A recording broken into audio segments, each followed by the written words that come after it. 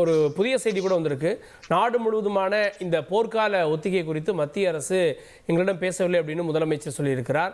அதே நேரத்தில் தமிழகத்தில் 4 இடங்களில் இந்த ஒத்திகை நடக்கிறது அப்படின்ற செய்தியையும் பார்க்கிறோம். தொடர்ந்து மாலை 4 முதல் 4:30 மணி வரை அரை மணி நேரம் இந்த நிகழ்ச்சி ஒத்திகைக்கான இந்த நிகழ்ச்சி நடக்க இருக்கிறது அப்படின்ற தகவலும் வந்து கொண்டிருக்கிறது. சற்று முன் ஒரு செய்தி நான் வரும்போது பார்த்தேன்.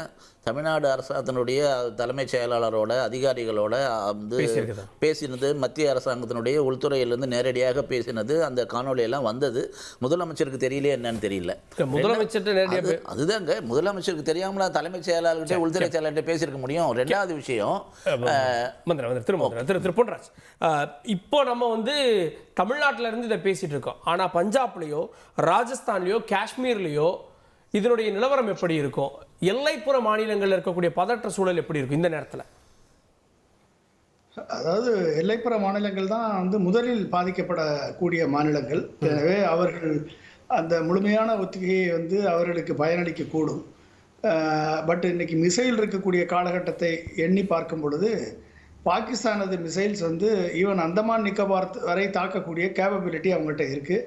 சென்னையும் தாக்கலாம், மும்பையும் தாக்கலாம், டெல்லியும் தாக்கலாம், இல்லை குஜராத்தையும் தாக்கலாம். அதனால் வந்து எல்லாருக்கும் அந்த அந்த ஆபத்து இருக்கிறது. ஆனால் அவங்க ரேஞ்சை வச்சு சொல்றீங்க, அவங்க ரேஞ்சை வச்சு சொல்றீங்க, நம்மகிட்ட அதை தற்காத்துக் கொள்வதற்கான டிஃபென்ஸ் சிஸ்டம் இருக்குல்ல?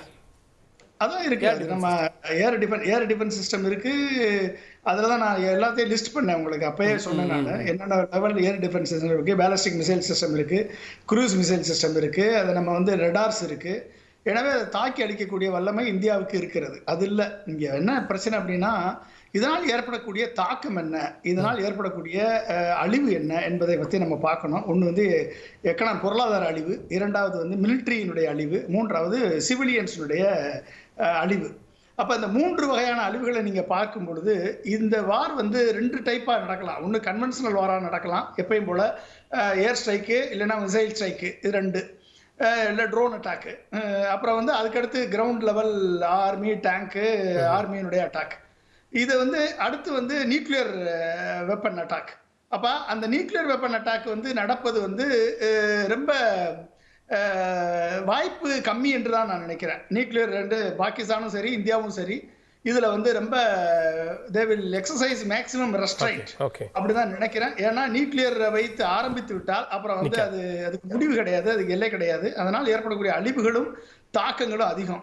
சப்போஸ் கன்வென்ஷனல் வார்னு எடுத்துக்கோங்களேன், இந்தியாவுடைய ஜிடிபியில 2-4% லாஸ் வந்து இந்தியாவுடைய ஜிடிபியில நடக்கும்.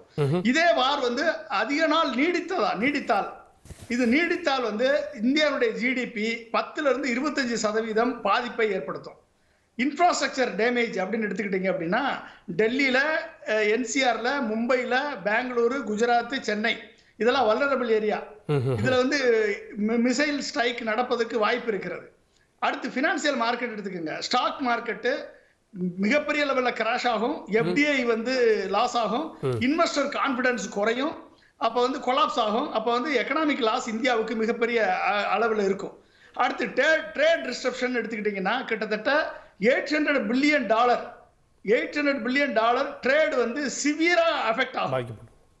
இது மட்டும் இல்லாமல் போர்ட்ஸ் லைக் மும்பை அண்டு வந்து கண்டலா போர்ட்ஸ் இதெல்லாம் அட்டாக் ஆச்சுன்னா இதனுடைய பாதிப்பு மிக அதிகமாக இருக்கும். எனர்ஜி கிரைசிஸ் எடுத்துக்கிட்டிங்கன்னா ஆயில் இம்போர்ட், அரேபியன் சி மூலமாக வரக்கூடிய ஆயில் இம்போர்ட் ஃபுல்லாக டிஸ்டர்ப் ஆகும். அதனுடைய ஆயிலுடைய பிரைசஸ் வந்து ஸ்கை ராக்கெட் ஆகும். அதனால ஃபியூயல், பவர், இண்டஸ்ட்ரி எல்லாம் பாதிக்கப்படும். அடுத்து ரீகன்ஸ்ட்ரக்ஷன். சப்போஸ் இந்த வார் வந்து நீண்ட நாள் நீடித்தால் இது ரீகன்ஸ்ட்ரக்ட் பண்றதுக்கே 84 லட்சம் கோடி $1 trillion ஆகும் இந்தியாவுக்கு மட்டும். சரி, பாகிஸ்தானுக்கு என்ன ஆகும் அப்படின்னா, பாகிஸ்தானுக்கு இதுல இப்ப நான் சொன்னதுல 25% ஆகும். அவர்களுக்கு ஆகும். ஜிடிபி வந்து 10-15% குறையும். லாங் டேர்ம் ஆரம்பிச்சுன்னா 20-40% அவங்களுக்கு ஜிடிபி அஃபெக்ட் ஆகும். அடுத்து இன்ஃப்ராஸ்ட்ரக்சர் டேமேஜ். லாகூர், கராச்சி, ராவல்பிண்டி, இஸ்லாமாபாத் இதெல்லாம் பிரைம் டார்கெட். அடுத்து ஃபாரின் எய்ட் அண்ட் லோனு இது அஃபெக்ட் ஆகும் அவங்களுக்கு. எக்ஸ்டர்னல் ஃபண்டிங் கொலாப்ஸ் ஆகும். எனர்ஜி இண்டஸ்ட்ரி கிரைசிஸ், டிபெண்டன்ஸ் வந்து இம்போர்ட்டட் ஃபியூயல் டிபெண்டன்ஸ் அவங்களுக்கு மொத்தமா கிரிப்பிள் ஆகும். அவங்களுடைய எக்கானமி குறையும். அவங்க ரீகன்ஸ்ட்ரக்ஷன் பண்ணணும். அப்ப போருக்கு பிந்திய ரீகன்ஸ்ட்ரக்ஷன் பண்ணணும்னா இல்ல அந்த நிலைமையில ஒரு ஃபுல் டைம் வார் வந்தா இந்தியா ரீகன்ஸ்ட்ரக்ட் பண்ண முடியும், பாகிஸ்தான் அப்படி பண்ண முடியுமா? இந்தியாவுக்கு 84 லட்சம் கோடி வேணும். எல்லாருமே இந்தியாவும் பாதிக்கப்படும், பாகிஸ்தானும் அந்த பொருளாதாரத்துக்கு பாதிக்கப்படும். கிட்டத்தட்ட பாகிஸ்தான் பொருளாதாரம் $500 பில்லியன் பாதிக்கப்படும் போஸ்ட் கான்ஃப்ளிக்ட் வார் எடுத்துக்கிட்டீங்கன்னா. அப்ப இதனால வரக்கூடிய ஸ்ட்ராட்டஜிக் லாஸ், இப்படிப்பட்ட ஒரு ஸ்ட்ராட்டஜிக் லாஸ், எக்கனாமிக்கல் லாஸ், மக்கள் சிவிலியன் கேசுவாலிட்டிஸ் மட்டும் நீங்க எடுத்துக்கிட்டீங்கன்னா அது ஒரு மிகப்பெரிய ஹியூமன் காஸ்ட். இதை மட்டும் சொல்றேன் நான். அதாவது ரெண்டு பக்கமும் லட்சக்கணக்கான கேசுவாலிட்டிஸ் ஆகிறதுக்கு வாய்ப்பு இருக்கு. நியூக்ளியர் வார்னு வந்துச்சு அப்படின்னா கிட்டத்தட்ட 50 to 150 மில்லியன், 1.5 கோடி பேர், 150 மில்லியன் 15 கோடி பேர் பாதிக்கப்படக்கூடிய வாய்ப்புகள் இருக்கு இந்த பக்கம். அதாவது எத்தனையோ பேர், மில்லியன்ஸ் ஆஃப் பீப்புள், லட்சக்கணக்கான பேர் டிஸ்பிளேஸ்மெண்ட் ஆக வேண்டிய வாய்ப்புகள் இருக்கு. இதெல்லாம் வந்து பாத்தீங்க அப்படின்னா இதெல்லாம் மிகப்பெரிய ஒரு, அதாவது ஒரு 6 தீவிரவாதியை பிடிப்பதற்கு இத்தாம்பரிய வார் தேவையா என்பதை முடிவு பண்ணணும். அந்த 6 தீவிரவாதிகளுடைய பின்னாடி ஒரு அரசுடைய சப்போர்ட்ல இயங்கக்கூடிய ராணுவம் இருக்கப்ப என்ன பண்ண முடியும்? சரி, அந்த 6 தீவிரவாதிகளை எப்படி உள்ள வந்தாங்க, எப்படி விட்டீங்க, ஏன் வந்து ஒரு 4 கோபுர வச்சு டவரை வச்சு மானிட்டர் பண்ணிருந்தீங்கன்னா அந்த 6 தீவிரவாதி அங்கனே சுட்டு கொண்டிருக்கலாமே. நீங்க உள்துறையினுடைய இன்டெலிஜென்ஸ் ஃபெயிலியர், நீங்க ஃபெயிலியர் பண்ணிட்டு நீங்க தோல்வி அடைந்து விட்டு நீங்க வந்து இந்தியா மக்கள் மேல, பாகிஸ்தான் மக்கள் மேல ஒரு மிகப்பெரிய போரை திணிக்கிறீர்கள். எந்த சூழ்நிலையில் எதை பேசணும்னு அவருக்கு தெரியல. நீங்க திணிக்கிறீங்க. நீங்க ஒரு தரப்பாக பேசிக் கொண்டிருந்தால் இங்கே கேட்டுக்கொள்வதற்கு யாரும் இங்க ரெடியா இல்ல. இவர் பேசுகிறாரு. பொருளாதாரம் எவ்வளவு என்றால் இவருக்கு தெரியுமா? வெளியே வந்துட்டீங்க. நிரஞ்சன், நீங்க ராணுவத்தை விட்டு வெளியே வந்தா, நான் ராணுவத்திலே இல்ல. வாய்க்கு வந்தத பேசாதீங்க சார். நீங்க வாய்க்கு வந்தத பேசாதீங்க சார். பாகிஸ்தானோட பொருளாதாரம் தெரியுமா? குற்றச்சாட்டு வேண்டாம். என்ன சொன்னாரு?